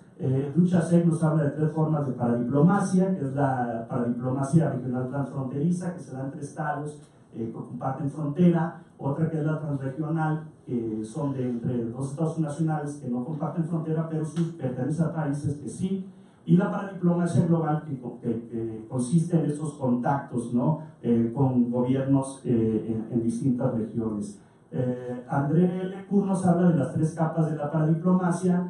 La primera pues se concentra en asuntos económicos, atraer inversión extranjera, empresas internacionales, por ejemplo, el caso de Ontario, Alberta y Columbia Británica. La cooperación descentralizada entra también aquí, donde los gobiernos nacionales cooperan en diversos ámbitos para solucionar retos comunes, ¿no? Las consideraciones políticas nos habla Lecur, donde hay una expresión internacional de una identidad que no coincide con la del gobierno central. Por ejemplo, en Quebec, en Canadá, en Flandes, Bélgica, Cataluña y el País Vasco, ¿no? Entonces, en el caso de las provincias canadienses, pues todas las provincias prácticamente pues, han desarrollado relaciones con los estados vecinos de Estados Unidos para resolver problemas en común, administrar recursos, promover intercambios económicos. Ya vimos que la provincia con mayor nivel de relaciones internacionales es Quebec, luego le sigue Alberta, Ontario y Columbia Británica. Lo que yo estoy haciendo también es hacer una comparación entre estas provincias. Richard Bancroft, por ejemplo, nos habla de factores como la creciente globalización, los acuerdos comerciales, el federalismo, el nacionalismo y la descentralización, las disposiciones constitucionales que son un tanto ambiguas, que todos estos factores pues, han permitido la paradiplomacia en Canadá. El foco de estas actividades difiere en gran medida de acuerdo a las circunstancias económicas, sociales y geográficas de cada provincia. Vemos una actividad internacional de Columbia Británica que se concentra en ciertos temas, la provincia de Alberta en temas como el petróleo, que ya se mencionó anteriormente. Y bueno, también me gustaría remarcar, bueno, no sé, ya pasaron aquí 3 minutos, entonces me voy a pasar un poco el caso de Quebec, que ya se habló hace unas conferencias por el doctor Paquín, y me gustaría resaltar, bueno, este es el caso de Alberta, que tiene también un alto nivel de relaciones internacionales, alrededor de 14 oficinas ubicadas en México, Estados Unidos, en Europa y gran parte de ellas en Asia, ¿no? Entonces, en los últimos 20 años se ha duplicado el número de oficinas internacionales en el caso de Alberta, y los vemos aquí, como la mayoría de ellas está ubicada en Asia, aunque si nos vamos más adelante, por ejemplo, vamos a ver que justamente muchas de estas relaciones se dan por la cuestión del tema energético, porque Alberta exporta a Estados Unidos gran parte de los recursos energéticos que consume este país. Y también hay que decirlo, la mayor parte de las provincias depende del comercio con Estados Unidos, como lo miramos anteriormente, ¿no? Algunos esquemas regionales de cooperación en los Grandes Lagos, la conferencia de gobernadores y premier de los Grandes Lagos, que reúne a estos estados de Estados Unidos con Ontario y con Canadá. Nos vemos ahí la región. Esta conferencia al mismo tiempo tiene oficinas comerciales internacionales en todos estos puntos del mundo. Hay otra conferencia de gobernadores de Nueva Inglaterra y los premiers del este de Canadá, que se enfoca también mucho en temas ambientales. Vemos aquí que no nada más en la cuestión fronteriza, sino también con otros estados de Estados Unidos. La región económica Pacífico Noroeste también es una de las más importantes de cooperación entre provincias de Canadá y estados de Estados Unidos. Y el caso, ya me gustaría terminar aquí, alrededor de 30 acuerdos interinstitucionales de los que hablaba ahorita el doctor Martínez Justo, y justamente estas son las provincias que destacan, ¿no? Jalisco, Manitoba, a Jalisco y Alberta, Jalisco y Quebec, Nuevo León y Columbia Británica, Nuevo León y Quebec, y bueno, aquí ustedes lo están viendo, Guanajuato, Ciudad de México, y me gustaría también remarcar los temas que son, estos están ordenados de mayor a menor: salud, educación, ciencia y tecnología, capacitación, deportes, medio ambiente. Y en síntesis, los estados mexicanos con más acuerdos institucionales son Jalisco, que fueron, signados con la provincia de Canadá, fueron Jalisco y Nuevo León, mientras que las provincias fueron Alberta y Quebec. Y bueno, esta base de datos que también explicaba hace unos momentos muy bien el doctor Martínez Justo, y aquí estamos viendo por temas en los años, y bueno, no sé, yo traía otro material, pero lo dejo para después.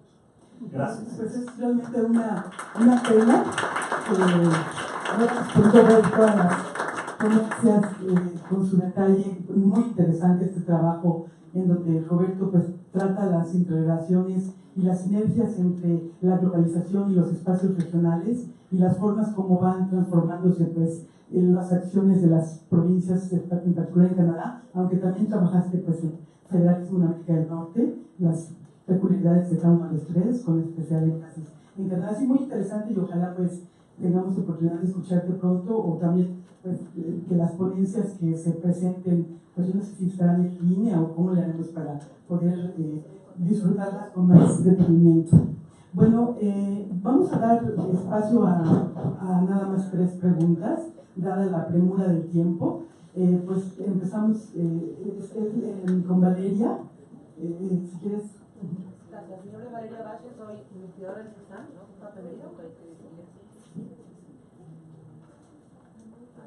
Hola, soy Valeria Valle, investigadora del CISAN. Tengo una pregunta para Esther Ponce, pero en realidad estoy siendo muy acelerada por el tema del tiempo, pero antes de la pregunta quisiera agradecerle a los organizadores de este evento en particular, sobre todo por la presencia de Esther Ponce y de Noel González Segura, por haber sentado a la mesa representantes no solamente de la academia, sino también de la sociedad civil y del gobierno. Entonces, muy bienvenidos aquí al CISAN. La pregunta para Esther es, dado que Estados Unidos y Canadá, ya que estamos tratando temas de América del Norte, van a implementar la Agenda 2030, ¿tú considerarías que esto es una oportunidad para incrementar la cooperación descentralizada en América del Norte? Y en ese caso, ¿nos puedes dar un ejemplo?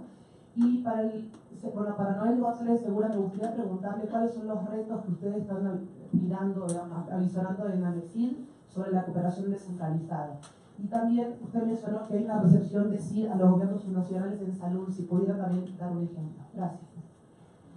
¿Alguien más quiere hacer una pregunta?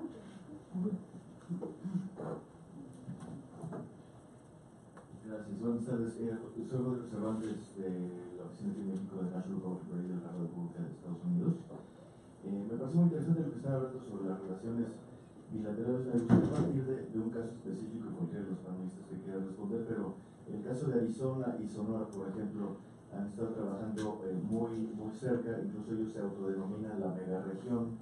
El estado de Arizona tiene oficinas comerciales en la Ciudad de México, en la ciudad de Phoenix también. Vemos todo este esfuerzo, pero ¿qué es lo que está faltando y cómo es que también quizá podría extenderse este tipo de relaciones más allá de la frontera México-Estados Unidos, que a lo mejor ellos pudieran llegar incluso a Canadá? ¿Alguien más? Si no, cerramos con estas 2 preguntas y les damos el micrófono en el orden que comenzamos con estas.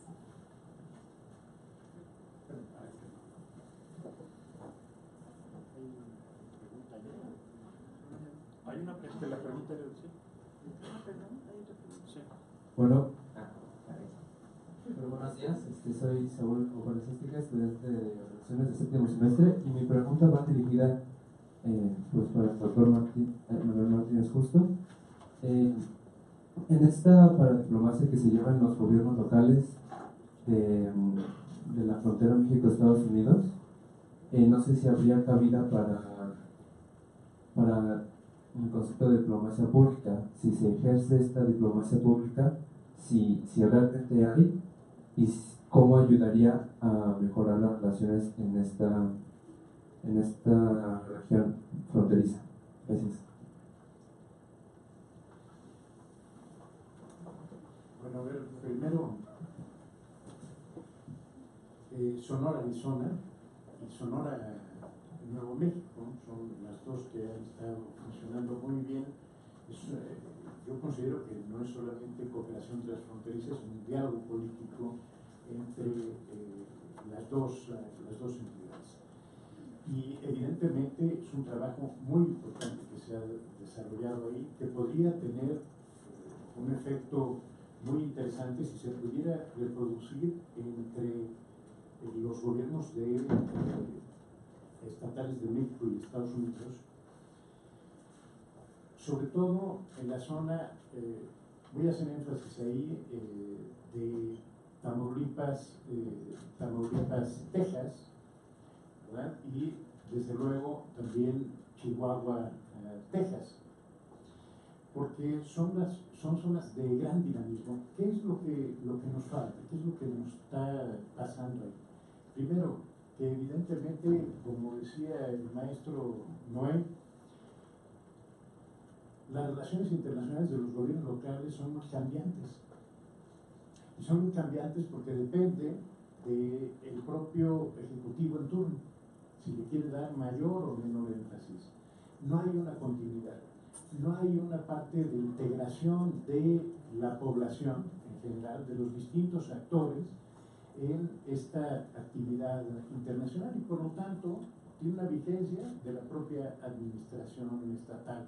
Cuando eso se lleva a los municipios es todavía menor, porque depende también de la voluntad del ejecutivo local en ese momento, del presidente municipal. Falta construir primero estos foros de discusión, de diálogo entre los gobernadores. Tenemos efectivamente un diálogo entre la CONAGO y la Asociación de Gobernadores de Estados Unidos. Ahora también he visto por ahí un diálogo con los gobernadores de Canadá. Es importante, pero son diálogos todavía en donde más bien son invitados para las reuniones de los gobernadores. No hay un foro ahí que lo reúna, que les permita el diálogo político. No hay tampoco un foro específico para los presidentes municipales a través de las distintas asociaciones. Nos falta más el diálogo ahí. Y evidentemente hay que integrarse hay que integrar en este diálogo a Canadá. Escuchaba ahí esta vinculación entre Alberta y Texas, que es muy importante. Bueno, si pudiéramos entrar ahí, porque Texas es muy importante para nosotros, pues desde luego podríamos avanzar mucho en este sentido y podríamos hacer una mayor fuerza frente a las coyunturas políticas que se están dando en este momento. Y evidentemente la diplomacia pública, si pudiera irse ejerciendo o haciendo más efectiva, pues evidentemente eso podría coadyuvar mejor a reforzar, primero, a darle mayor continuidad a esta, permítanme decirlo así, política internacional de los gobiernos locales. Y segundo, el forzar también a los propios gobiernos locales a mantener esa continuidad. Hay cosas aquí de las que no hemos platicado, como puede ser la integración de la ciudadanía en consejos de hermanamiento, etcétera, que también se pierden de una administración a otra. Consecuencia, bueno, eso debilita mucho a los gobiernos y debilita mucho también a la diplomacia pública.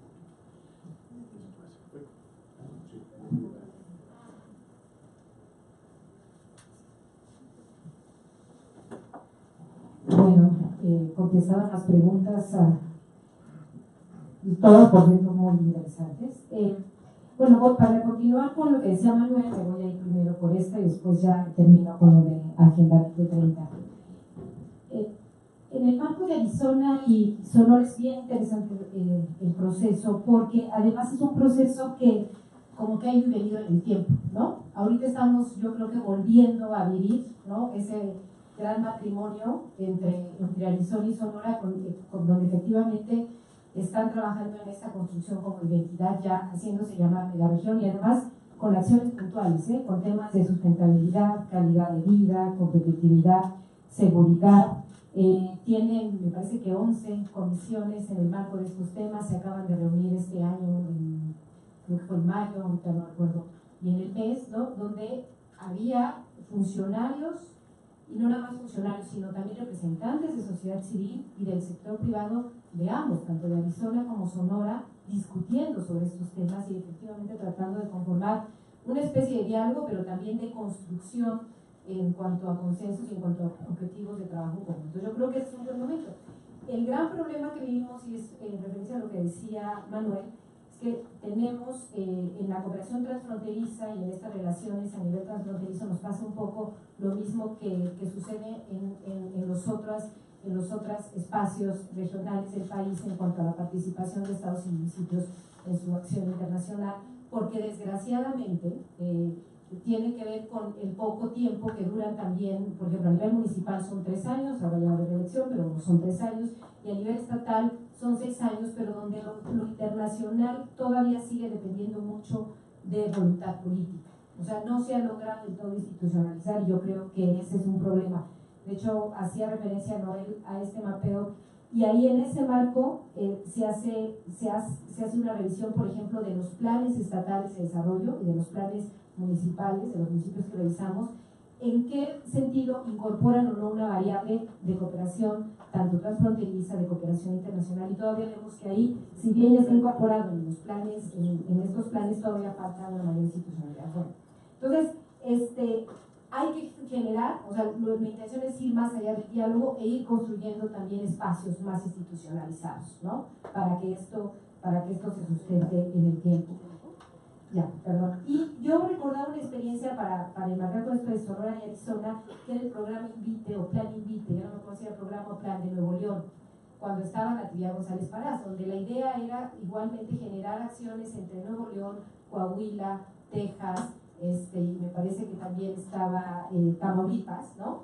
Y donde, por ejemplo, hacían cabildeo conjunto para el Departamento de Estado y en la Secretaría de Relaciones Exteriores incorporar ciertos temas, y eso pues finalmente se terminó. En fin, y agenda, hay muchas más cosas aquí que hablar, pero ya el tiempo se termina. Y luego de la Agenda 2030, yo creo que esa es una buena oportunidad, pero el gran problema sigue siendo como estos espacios reales para sentarse los gobiernos locales, bueno, que se generen estos espacios entre Canadá, México, Canadá, Estados Unidos y México. Creo que en el marco de Telecán se generaron espacios, hay otros que han sido históricos, y me parece que más bien la cuestión es empezar a visibilizar y a evidenciar esas experiencias, pero bueno, ahí lo dejo.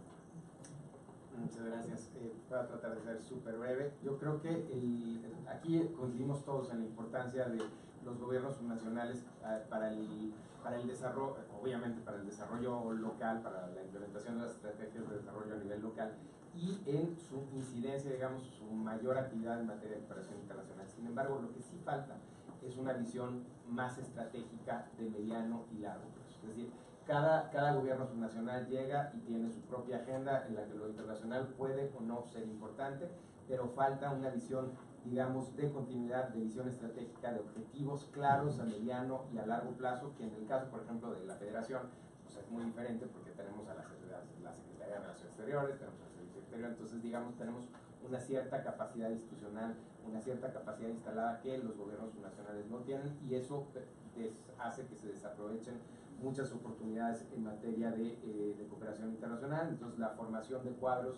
de cuadros gubernamentales y no gubernamentales, ambas cosas es importante. Gente que pueda operar, que sepa cómo funciona la cooperación internacional, diseñar, implementar, dar seguimiento a los proyectos. Y en el tema de salud, pues es muchísimo lo que se hace en México en materia de cooperación internacional. La Organización Mundial de la Salud, por ejemplo, tiene una gran estrategia a nivel nacional para el fortalecimiento de la legislación, hacen mucha labor de advocacy. Y, por ejemplo, les quisiera poner el ejemplo de ahora, en el caso de lo que pasó en septiembre con el temblor, la Organización Internacional de la Energía Atómica. Estamos teniendo con ellos un programa muy importante para, por ejemplo, la donación de materiales de radiología, de rayos X, y la utilización de estos materiales, también de tecnologías, por ejemplo, obviamente saben ustedes que en materia de tratamiento del cáncer eso es muy importante. Y una cosa que yo no sabía, pero por ejemplo los vectores de infección de la malaria se controlan a través de la modificación genética de los mosquitos. Entonces estamos teniendo un trabajo muy interesante con eso.